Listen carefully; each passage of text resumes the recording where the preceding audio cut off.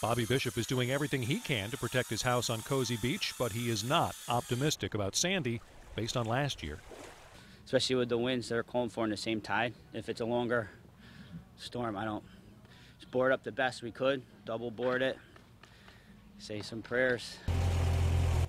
Others are building their own sand dunes to try to keep the water away. Down the street, John is clearing out the whole ground floor. We're making sure everything's out of the garages as much as possible. I'm going to have a whole crew coming in, help clean it all up, and make sure everything's out of the ground and everything like that. Nothing around that could float away.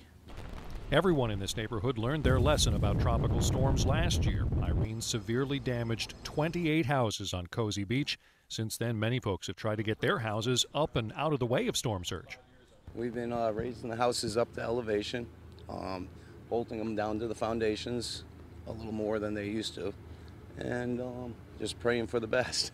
As much work as people are doing to make sure their houses stay secure, they are all telling me they're not going to stick around themselves when the storm hits. They learned that from all the damage, all the danger that came with Irene last year.